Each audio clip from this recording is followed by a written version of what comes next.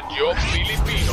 Saan mang bahagi ng Pilipinas, saan mang bahagi ng mundo, anumang uri ng pamumuhay, kabahagi mo, Radyo Pilipino. Radyo Pilipino. Sumasahim papawid sa DWPR 1296, Dagupan, DZTC 828, Tarlac, DZLT 1188, Lucena, DZYM 1539, Mindoro, DWRL 1080, Legazpi, DWRN 657, Naga, DYRB 540, Cebu, DYRL 1035, Bacolod, DYRN 1134, Dumaguete, DXCO 1044, Cagayan de Oro, DXGS 765, General Santos, DXOC 1494, Ozamis, DXOW 981, Davao, at Radyo Pilipino Podcast Center Manila. Ito ang kabahagi mo, Radyo Pilipino. Napapakinggan on air, and online sa buong mundo sa pamamagitan ng www.radiopilipino.com. Radiopilipino.com. Impormasyong may kalidad at serbisyong may halaga. Kasama, katuwang, kapinoy, kabahagi mo, Radyo Pilipino. Radyo Pilipino. Narito na ang inyong katuwang sa paglago ng inyong negosyo na pang-agrikultura. Asenso Agrinegosyo. Mga impormasyong makabuluhan at makatutulong sa negosyong pang-agrikultura. Asenso Agrinegosyo. Agri ka ba? Samahan na ang inyong kabahagi, Edwin Eusebio. Sa Asenso Agrinegosyo. Sa Radyo Pilipino. Edwin Eusebio. Sa Asenso Agrinegosyo.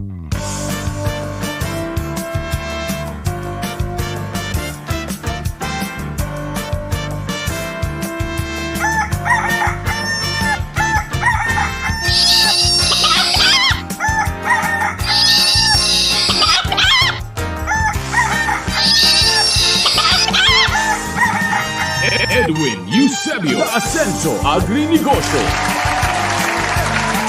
Good morning! Alas 5:02 na mga kaibigan. Hello! Gising na ba kayo? Narito na muli ang inyo po namang Radyo Pilipino via podcast at kami nagpupugay bumabati ng magandang umaga, Philippine Standard Time dito po sa Pilipinas of course at conforme naman sa inyong mga time zone diyan sa mga bansang kinaroroonan ninyo. As we all know, tayo ho ay nagsasahing papawid ngayon via podcast sa pamamagitan ho ng modern technology kaya yung ating scope of viewers and listeners, our followers ay hindi lamang yung ating mga kababayang naririto sa bansa kundi yung mga kababayan nating pinagpad ng kanilang kapalaran sa ibayong dagat o sa malalayong lugar, malalayong lupalop ng ating mundo. Sa ngalan po ni Engineer Clay, si David Galapon, and of course later on ang ating mga reporters at ilang pang mga makakapanayam sa ating po namang kabuuan ng podcast for this morning. Uy, kaingat kayo dyan sa mga ginagamit yung mga ATM, ano ho? Ako'y umaga nagka-problema. Yung aking bank card, yung aking ATM mukhang nabiktima nung tinatawag na phishing. Sana'y ako'y kukuha ng pangkapi namin. Abay, papaanong gagawin ko? Tinanong ko yung aking engineer. Punta ho kayo sa main branch, sabing gano'n ni Clayzy. Para dun humaberify yan. Ay nako, may mga tao talagang alala mo magawa, wala naman kayo makukuha dyan.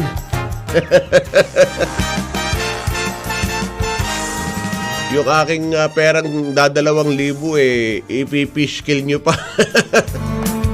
Anyway, hanggang mamaya po alas 6 ng umaga, tayo'y magkakwentuhan at maging bahagi ng ating program early morning. At sana'y gising na rin yung ating mga listeners and followers at the same time, I should say. Sapagkat tayo ngayon na nagsasayang papugwid via podcast at kasama ho natin mga kaibigan ang ating po namang mga kababayan here and abroad na nakikibahagi ho sa ating program everyday. Siyempre, Sa pamamagitan ng ating po namang Radyo Pilipino website, amin po namang kinakalap at yan nahatid sa inyo mga pangunahing impormasyon at balita. Early morning, para po yan ay ating ma-summarize at muling maibalik ko sa inyong kabatiran yung mga kaganapan pong nangyari for the past 24 hours. Gaya ng aking binabanggit na 24 na oras lamang ho tayong nagkakasama everyday sa pamamagitan ng 24 na oras. After that, magkikita na naman tayo, no? Ayan, no? Sandali lang ho at akin lang hong inaayos yung aking podcast o yung aking telepono. Ayan. So, nakamonitor na tayo at binuksan ko na rin yung ating po namang mga balita na ating po namang pagtutuon ng pansin later on in the program. So, 0961-437-7861. Yan po ang aking text line, mga kaibigan. At doon sa ating mga nanonood naman, habang tayo'y naka-live podcast, pwede kayong mag-interact sa pamamagitan ho ng ating video. Yan po naman sa ating Radyo Pilipino website. So, tuloy na ho tayo sa ating paninimulang bahagi ng palatuntunan, mga kaibigan. May inilabasong babala ang Office of the Vice President sa publiko. Ano ba itong kanilang patalastas na ito? Kaugnay pa rin ito, mga kaibigan, ng ilang mga nakikipag-transact yan po sa tanggapan ng pangalawang Pangulo, ang ating Vice President Sara Duterte. No? Mayroon hong babala sapagkat may mga tao, individual na nanghihingi daw ng pera, ng anda mula ho dun sa gusto nila mga biktimahin, at ang pangako ay tulong. Bibigyan kayo ng tulong ng Office of the President. Ano? Talagang yung mga scammers, saan ba nagmumula yung mga tinamaan ng magaling na yan? Ano? Yan ay wala namang mga matres, dumarami. Binalaan ng Office of the President, o Vice President I should say, binalaan ng OBP, Office of the Vice President, ang ating mga kababayan hinggil sa ilang mga tao o grupo na nagpapakilalang taga OBP, taga Office of Vice President, or konektado sila sa nasabing tanggapan at nanghihingi ng pera.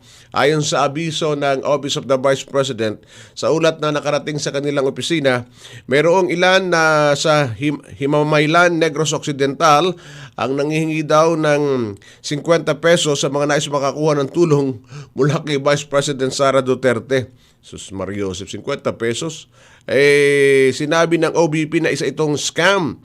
Kung may mga ganyang karanasan, maaari itong i-report sa mga kinauukulan. Ayon pa sa pahayag ng OBP, ang mga programa ng Office of the Vice President ay maaring mabatid sa pamamagitan ng kanilang official web platform at sa OBP Central Office at maging sa kanilang mga satellite offices. Maaari ding bisitahin ang kanilang official social media accounts. Yan po ay nasa Facebook, facebook.com/tanggapan ng pangalawang Pangulo at facebook.com/Mayor Inday Sara Duterte, Office of the Vice President. Talagang talamak nasimulan ko kaninang umaga. Nadali na ako ng fishing.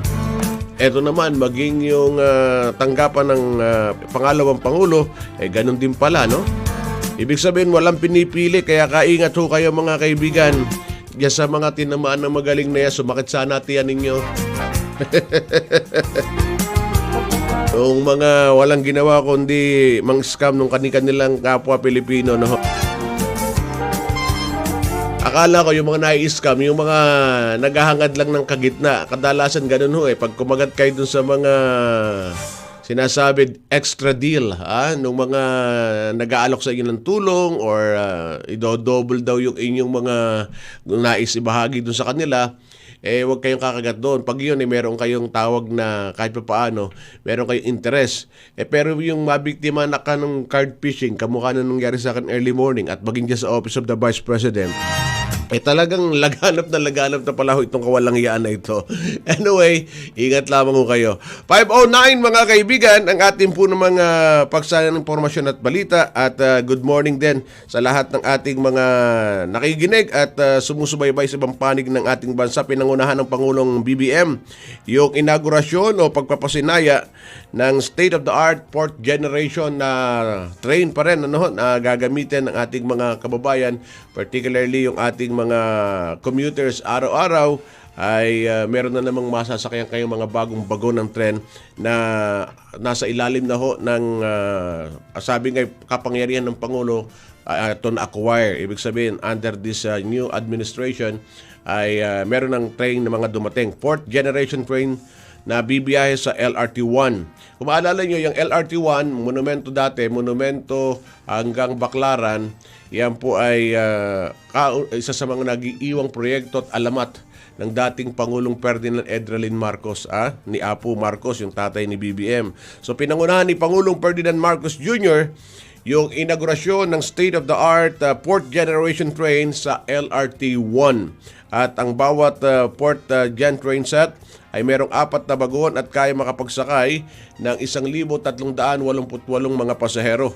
At dumalo doon sa inaugurasyon ang mga opisyales ng Department of Transportation and of course Light Rail Transit Authority at Light Rail Manila Corporation. Ang 4th generation LRB ay mayroong destination sign para mabigyan ng impormasyon ng publiko. At the same time, mga bagong light rail vehicles ay meron ding access doon sa mga person with disability dahil meron itong special areas para sa wheelchair. Itong 4th Gen LRB ay gagamitin din sa pagsisimula ng LRT1 Cavite expansion na inaasang magiging fully operational sa darating na taong 2027. 5:11 mga kaibigan, unang mga bahagi pa lamang yan ng ating balitaan. Please like and share ang ating po namang podcast sa pamamagitan ng ating Facebook Live. I-search nyo lamang po ang Radyo Pilipino dyan nyo sa inyong mga telepono. At kung maaari ay mag-subscribe na rin po kayo sa ating YouTube channel. Sa YouTube na i-search nyo lamang ang Radyo Pilipino. At sa pamamagitan naman ng ating website, mababasa ninyo ang ating araw-araw na mga balitang inihahatid sa inyo sa pamamagitan ng www.radiopilipino.com. Edwin Eusebio, The Ascenso Agrinegosyo.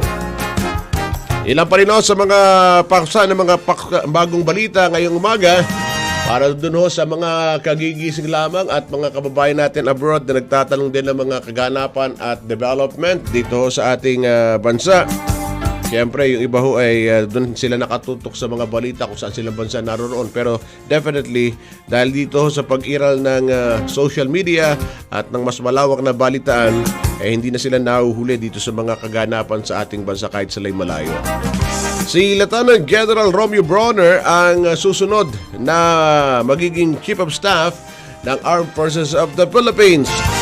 Kinumpirma na ho yan ni Pangulong o ni Presidential Communications Office sa pamamagitan ho ng kanilang kalihim at si Brawner ang papalit kay General Andres Centino. At si Centino ay itatalaga naman ng Pangulong Marcos bilang Presidential Advisor on the West Philippine Sea. Si Brawner ay kasalukuyang Commanding General ng Philippine Army. Bahagi siya ng Philippine Military o PMA Class 1989 at 34 na taon na sa military service.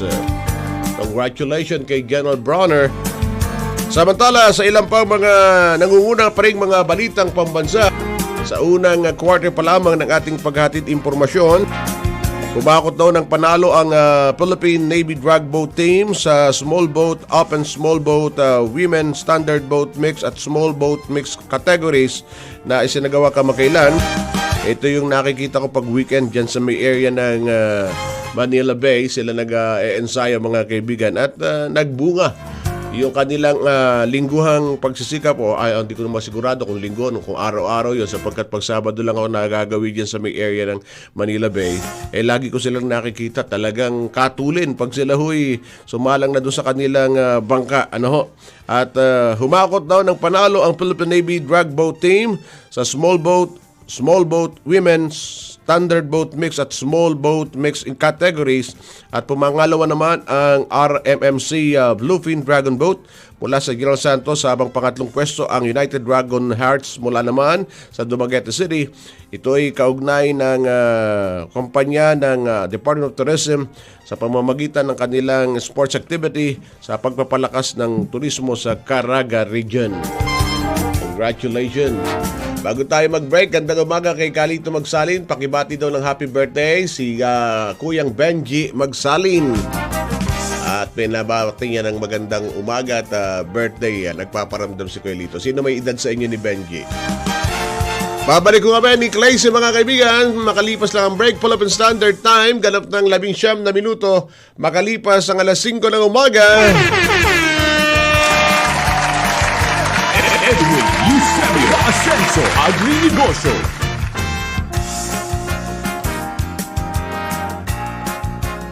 Edwin Eusebio Ascenso Agrinegosyo. Radyo Pilipino. Pulsong Pinoy. Ang programang magbibigay linaw sa mga katanungan sa politika, negosyo at kalusugan. Pulsuhan natin yan. Pulsong Pinoy. Kasama ang kabahagi mo. Ben Paipon. Pulsong Pinoy. Lunes hanggang Biyernes. Alas 3 hanggang alas 4 ng hapon. Dito lang sa kabahagi ng bawat Pilipino. Radyo Pilipino.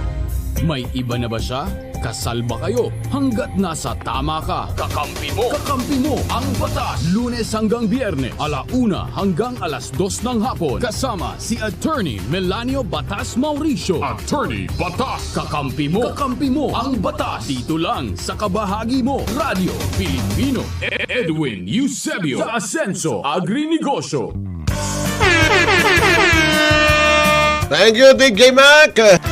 Gandang umaga mga kaibigan at sana'y gising na kayo at nagbabangon na at nakabangon na marahil. At habang kayo nagkakape o naman ang inyong kaharap ngayong early morning para sa inyong breakfast, make it full mga kaibigan. Kapag tayo ay kumakain ng almusal, siyempre yan ang dapat medyo marami at full pack tayo dapat sapagkat yan ang ating gasolina sa maghapon. Ano? Kailangan huwag kayong lalakad, huwag kayong aalis at huwag kayong pupunta sa kung saan man hindi kayo kumain ng almusal sapagkat maaring mahilo kayo. Alam nyo ba, mayroong mga pagkakataon na akala nyo hindi naman kayo nagugutom dahil sumasakit ang tiyan ninyo, pero bigla kayong sinasamaan ng pakiramdam, nahihilo kayo o bigla kayong nanlulupaypay, pinapawisan. Yung pala, epekto lang ng gutom pala yun. Bakit ko alam? I should know. Naranasan ko yan eh. Akala ko dati, hindi naman sumasakit yan ko, pero parang nahihilo ko, parang nakatapak ako sa alapa. Ang unang tanong lang sa akin nung doktor ng kumpanya kumain ka na ba? Nag-almusal ka na? Sabi ko hindi pa. Kumain ka muna. Gutom lang yaan. At ilan pa rin sa mga karagdagang paksa ng impormasyon at balita. Good morning ka Edwin. Present na daw itong nag-text sa atin. Mga kabahagi natin at pakibati ng happy birthday ang sister ko si Rodora Ebio Donzeras ngayon, July 20, 2023. Oy, haling. Ano ba nangyayari sa akin? Ate Rodora Ebio Donceras, happy birthday. Pinababati ka ni Ate Josie Ebio. Anyway, mahigit 100,000 motor o motor vehicles. Ba, maganda ito. Good news mga may-ari ng sasakyan. May plaka na, ha? May dumating na pala yung mahigit 100,000 motor vehicle plates ang natapos na ng kumpanyang nagsusupply ng plaka diyan po sa LTO at personal lang tinanggap ni Department of Transportation Secretary Jaime Bautista at LTO OIC Assistant Secretary Hector Villacorta yung may 100,000 mahigit 108,400 na motor vehicle plates. Yan ay dyan nangyari sa central office ng LTO sa East Avenue sa Quezon City. Bahagi ito ng paunang shipment ng mahigit 16 na milyong plaka, mga kaibigan, na binili ng DOTR sa kanilang winning bidder na Trojan Jones joint venture. At para matugunan daw yung kakapusan o backlog sa plaka ng mga sasakyan. Nangako naman yung supplier na magdi-deliver pa ng minimum na 60,000 motor vehicle plates kada linggo. Ba? At ayon kay Secretary Bautista, umabot na sa 3.8 billion pesos ang inalaang pondo ng gobyerno para sa mga plaka. Nakatipid-an niya pa rin ang pamahalaan ng 1.4 billion dahil sa 5.2 billion ang inaprobahang estimate ng halagang magagastos sa naturang procurement. Daming pera, no? Kaugnay ho yan ng mga ginagastos ng mga departamento de gobyerno na pinagkakaabalahan din siyempre pa ng ating mga kalihim. Hindi lamang ako ang nagbibigay sa inyo ng mga kaukulang balita at kasalukuyang kaganapan, kundi maging ang ating mga masisipag na kabahaging nagbibigay ng report from the end, sapagkat as we all know, ang Radyo Pilipino, ang scope natin ay nationwide at ang ating po namang target audience and listeners ay worldwide sa pamamagitan ng ating podcast. Samantala, magbabalik kami ni Claycy para ho sa ikalawang bahagi ng ating solong oras everyday. Dito po naman sa Radyo Pilipino, ang ating Asenso Agrinegosyo. At dun sa ating po namang climax o highlight ng program ay diyan po natin ipinapasok yung ating mga interviewee at mga itinakda po namang makakapanayam natin sa pamamagitan ng ating mga producer. Good morning kina Ango at Camille Incoy. Magbabalik kami makalipas lang ang Patalastas Philippine Standard Time, ganap ng alas 5:31 ng umaga sa Pilipinas.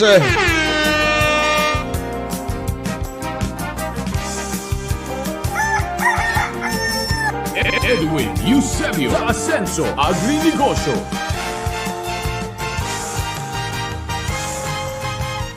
Edwin Eusebio sa Asenso Agrinegosyo. Radyo Pilipino.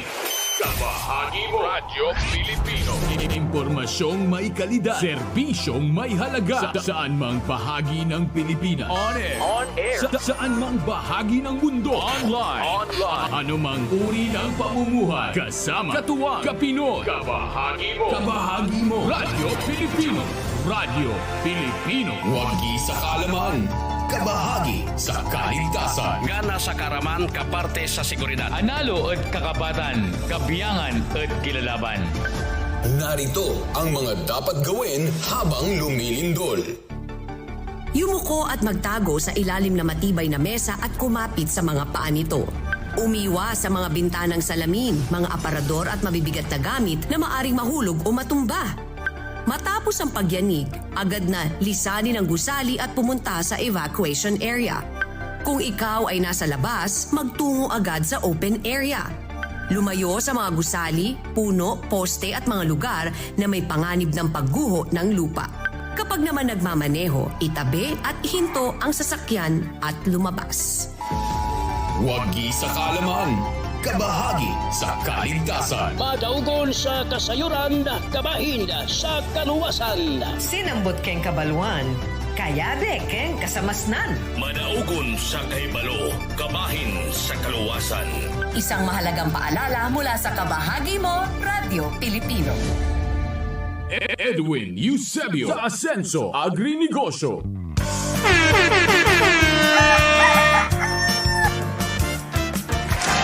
Alright, balik na ho tayo sa ikalawang bahagi, second half hour ng ating solong oras dito po sa Radyo Pilipino. Kasama niyo lingkod Edwin Eusebio at siyempre sa pag-agapay sa atin ni Engineer Claycy David Galapon. At ang mga tuloy-tuloy na reports na kinakalap ng ating mga Radyo Pilipino reporters and correspondents sa mga kaibigan. At magandang umaga dito sa ating mga kababayang Pilipinong nanonood at nakatitig sa atin ngayon. Uy, dyan ho sa mga kababayan natin sa Makati, mga kasyudad natin sa Makati, mukhang may problema ho sila. Mayroong kumbaga maging ang syudad ng Makati ay nagkakaroon ngayon ng issue kaugnay nung inilabas na desisyon ng hukuman, particularly ng Court of Last Resort, ang ating Korte Suprema, ay nagdesisyon kaugnay yun sa territorial dispute ng Makati against Taguig City, mga kaibigan. At tiniyak naman ho ni Makati City Mayor Len Abigail Abby Binay Campos na hindi naman daw agad-agad mawawala ng benepisyo yung mahigit sa 300,000 mga residente ng Makati na naapektuhan ng desisyon ng Korte Suprema sa territorial dispute sa Taguig City. So hindi na sila magiging taga Makati, magiging taga Taguig na yata sila. Hanggat hindi umano nakakakuha ng writ of execution dito sa desisyon sa nasabing bagay na naglilipat sa 10 barangay ng Makati City tungo sa Taguig City at hindi ipagbabawal muna at hindi ipagbabawal ng Commission on Audit na magpatuloy sa pagbibigay sila ng tulong. Hindi rin bibiglain yung pagtigil ng paghatid ng tulong sa tinaguriang Makati Sense. Yung pala tawag nila doon sa mga taga Makati, Makati Sense. Siyempre, yung ating mga local government, may mga kanya-kanya silang benepisyong ibinibigay dun sa kanilang mga constituent. Isa na ho dyan sa pamoso ang Makati na marami silang ibinibigay na tulong sa kanilang mga kanilang mga mamamayan as per se, no? Kaso, nalipat na yung bahagi na ito dun sa Taguig. Hindi naman siguro pababayaan din naman ng Taguig yan, yung mga malilipat na mga taga Makati. Hindi malilipat ng lugar, ibig sabihin mga kaibigan, masasaklaw na lang sila ng Taguig. Magiging taga-Taguig na sila, hindi sila Makati. Pero dito sila malilipat. Baka, don't take it literally, sabi nga. Kasi nagdesisyon na yung Supreme Court na yung pinag-aagawang bahagi ng nasabing lugar o mapa ay mapunta ho dyan sa area ng Taguig. Kaya't medyo bagay na malungkot yung ilang mga magiging taga-Taguig instead of Makati pa rin. Dahil yung pag sila nalipat na ng lugar o ng syudad, mabago na yung kanilang mga sedula, ID, may mga benepisyong mawawala sa kanila kahit paano. Anyway mga kaibigan, 5:36 as we moving on. Habang tayo nag-aantabay sa ating invited guest for this morning, tumaas daw ang ranggo ng Pilipinas sa pinakabagong Henley Passport Index ngayong taon. Very good. Ito ay mas mataas ang Pilipinas ng 4 na pwesto na nooy nasa ika-78 pwesto. Pero ngayon ho ay kahit pa paano ay naungusan natin dahil gumaganda ho ang serbisyo ng ating po namang mga nasa DFA at in charge dyan po naman sa passport system. Bay, magandang balita yan kahit pa paano ay nakikita ho yung ating po namang pagsusumikap particularly ng ating mga kaukulang opisyales. Mas mataas na nga ang Pilipinas ng 4 na pwesto na nooy nasa 78 na pwesto sa kaparehong index noong January of 2023. Nangunguna na ngayon sa Henley Passport Index ang Singapore, ang siyang most powerful passport sa buong mundo dahil may access ito sa 172 mga lugar sa 227 na lugar sa mundo na visa-free. Pinalitan na rin ang Singapore ang Japan na dati nasa top spot sa unang pagkakataon sa loob ng 5 taon. Aba, umuungos ang Singapore ngayon Dati ho, ang Japan talaga ang sabi nga natin very much welcome sa iba't ibang bahagi ng mundo. Malakas yung kanilang dating ng pasaporte. Pero ngayon mukhang naungusan sila ng Singapore. At ang Pilipinas, kahit nakasabihin pang medyo nangungulelat, tumaas naman ng 4 notches.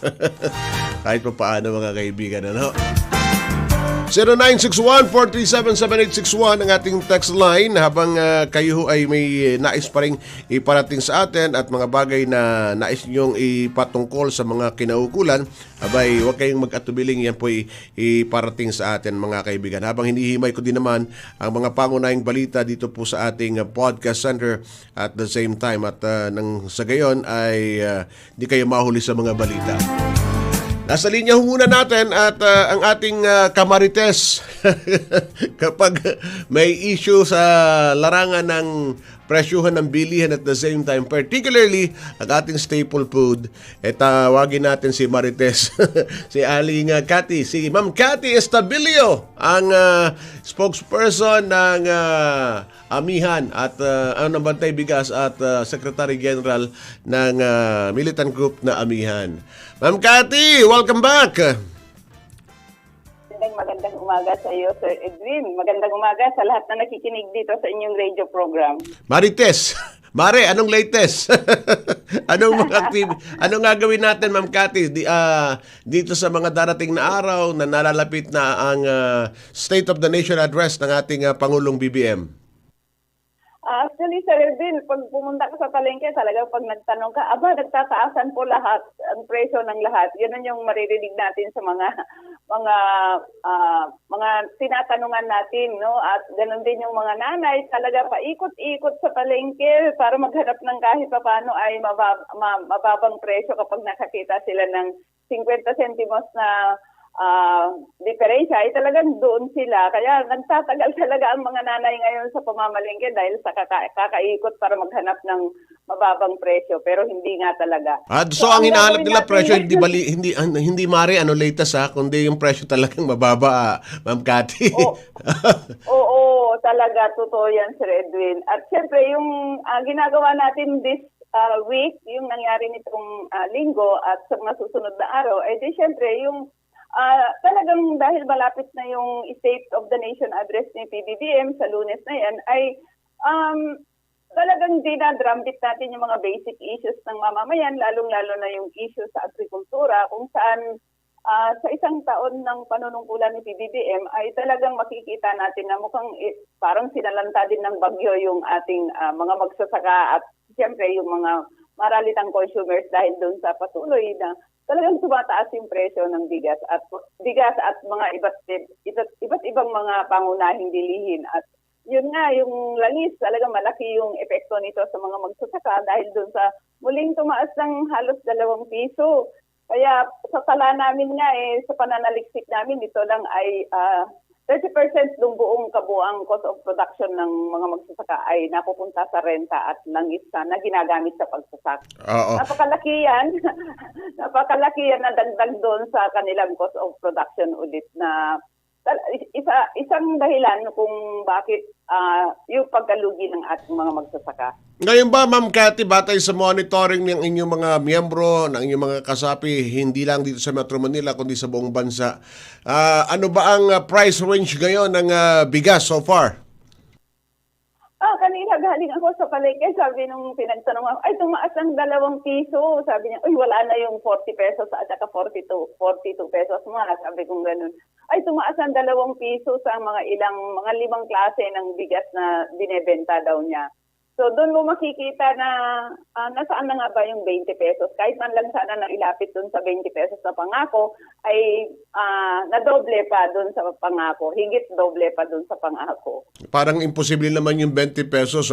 Malayo na sa reality yon. Siguro kung sabihin na natin 40 pesos, maaaring makabili pa tayo. Pero 20 pesos, parang hindi na realita yun sa takbo ngayon ng buhay. But anyway, gagawin ng Pangulo yung kanyang SONA at kayo ba may mga pagkilos at the same time? Ano ang pangunahing nais ninyong iparating sa Pangulo? Nga ang Pangulo kasi, ang kanyang nagiging routine ngayon, bukod doon sa kanyang pagbabasa ng mga documents, syempre, nag-i-scan ng telepono yan. Ayan ang kagandahan ngayon ng ating modern technology.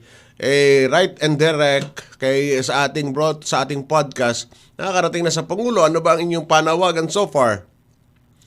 Nananatili, Sir Edwin, yung panawagan ng malawak na bilang ng mga mamamayang Pilipino, lalong-lalo na yung mga magsasaka at maralitang consumers na kontrolin yung pagtaas ng presyo ng mga pangunahing bilihin, lalong-lalo na ng pagkain. At ganun din, nananawagan kami na hindi sagot sa kagutuman yung pagpirma niya ng Maharlika Investment Fund na napakalaki. Meron palang pera ang gobyerno para sa Maharlika Investment Fund. Bakit hindi na lang niya ituon yung pondo para sa pagpapalakas ng ating lokal na industriya at pagdagdag sa sahod ng mga manggagawa no? Ano ba yung Maharlika Investment Fund na yan? Pardon my ignorance. Ang alam ko, investment. So mamumuhunan, may pondong pamumuhunan. Saan ba ilalaan yan?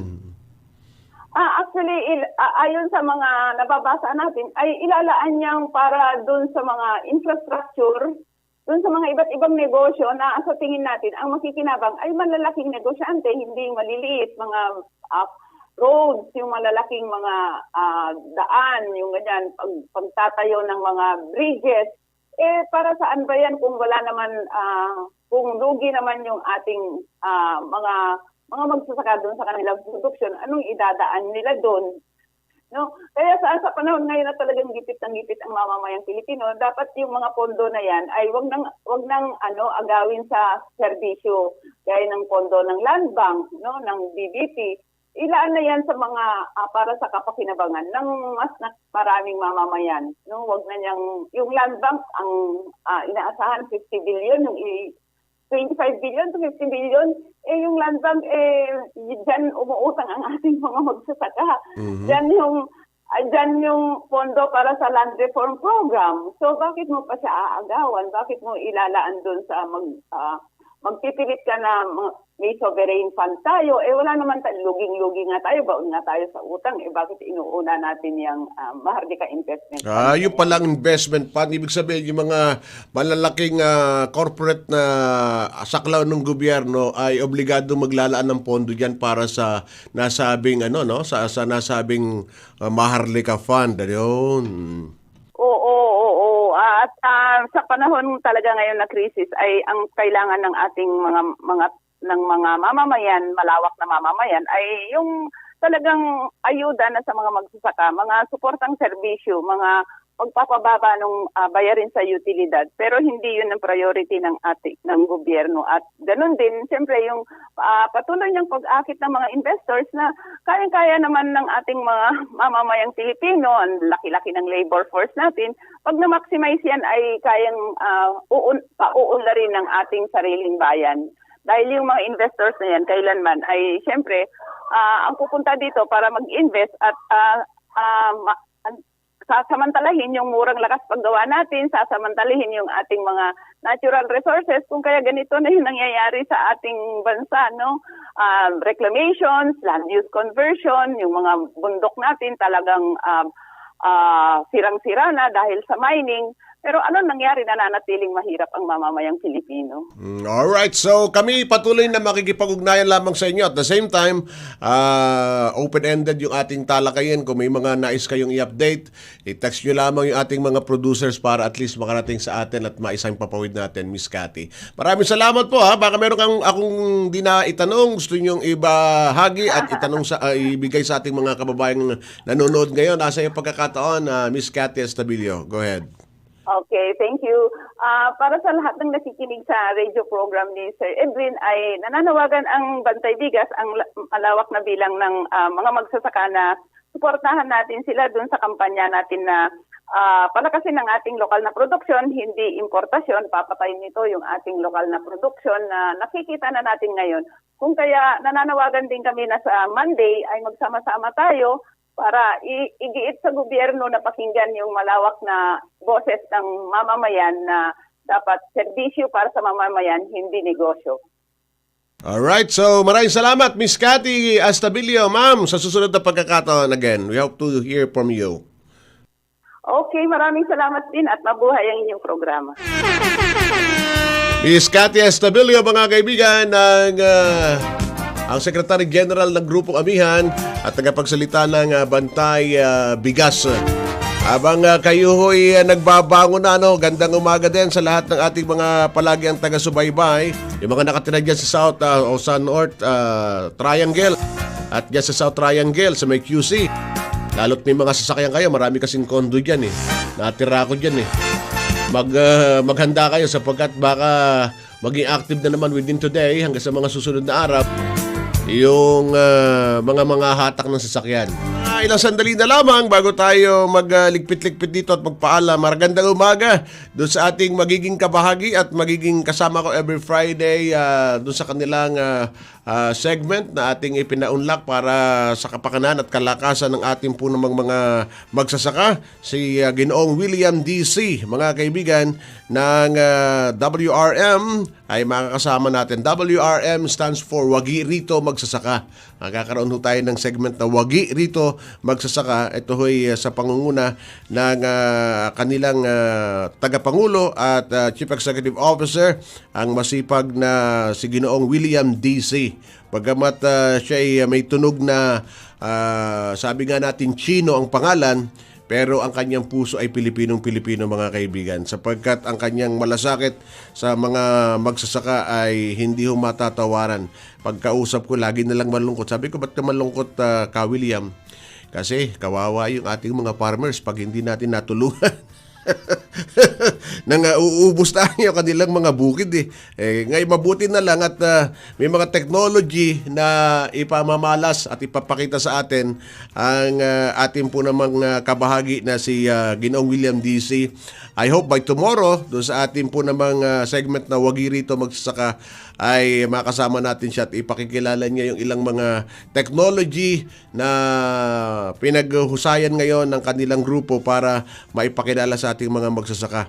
Lalong-lalo na yung ilang mga pagpapataba sa lupa o paano mapapaginhawa yung ating mga pananim sapagkat as we all know, marami ho tayong mga kapanahunan ngayon na ang lupa ay nangangayayat na, nauubos na ang nitrogen. Di ho ba nung sa araw kausap natin yung ilang dating opisyal ng Department of Agriculture at sinasabi nga na medyo dahil pagod at ang ating lupa ay talagang well-tilled, medyo hindi nakapagpapahinga kaya yung taba at yung kalusugan ng lupa ay nako-compromise, kayang buhayin yan at palakasin nitong programa na i-introduce ni Ginoong William D.C. na ating po namang kaibigan. Ayaw na ayaw yung papatawag na boss, sir, amo. Kuyang na lang nga yan. Napakasimple nitong mama na Ariana ho. At masarap kakwentuhan sapagkat dito na yata binigay yung kanyang commitment at sariling buhay para matulungan yung ating sektor magsasaka at maraming mga panawagan siyang gustong isahin papawid kat na bagay na ating paunlakan at magiging bahagi ng ating segment by tomorrow, Wagi Rito Magsasaka. So with that mga kaibigan, sa ngalan ni Engineer Claycy David Calapon, wala ngayon si Paring Ram, ang kanyang happy ngayon si Engineer Claycy, ang ating kasama, walang biyahe si Claycy, kaya nandito. Ang ating mga reporters na nagbigay ng mga update from their end ay nakakumpleto na naman ang kanilang commitment ngayong umaga ng Huwebes, napakabilis ng araw, July 20. God willing mga kaibigan, bukas at the same time alas 5 ng umaga hanggang alas 6, kung ipahintulot ng pong may kapal tayo muling magkarinigan at magkahuntahan dito sa ating program. Ako po si Edwin Eusebio dito sa Radyo Pilipino, kabahagi ninyo. Lagi ang nagiiwan ng mga paalala. Ari nawa, ang basbas at pagpapala ng ating Panginoong may kapal ay lagi nawa pong sumatin. Bye! Inyong natunghayan ang Asenso Agri-Negosyo kasama si Edwin Eusebio. Hanggang sa muli, dito lang sa Kabahagi Mo, Radyo Pilipino. Kabahagi Mo, Radyo Pilipino. Saan mang bahagi ng Pilipinas, saan mang bahagi ng mundo, anumang uri ng pamumuhay. Kabahagi Mo, Kabahagi Mo, Radyo Pilipino. Radyo Pilipino. Sumasahim papawid sa DWPR 1296, Dagupan, DZTC 828, Tarlac, DZLT 1188, Lucena, DZYM 1539, Mindoro, DWRL 1080, Legazpi, DWRN 657, Naga, DYRB 540, Cebu, DYRL 1035, Bacolod, DYRN 1134, Dumaguete, DXCO 1044, Cagayan de Oro, DXGS 765, General Santos, DXOC 1494, Ozamis, DXOW 981, Davao, at Radio Pilipino Podcast Center, Manila. Ito ang Kabahagi Mo, Radyo Pilipino. Napapakinggan on air and online sa buong mundo sa pamamagitan ng www.radiopilipino.com. Impormasyong may kalidad at serbisyong may halaga. Kasama katuwang Kapinoy. Kabahagi Mo, Radyo Pilipino.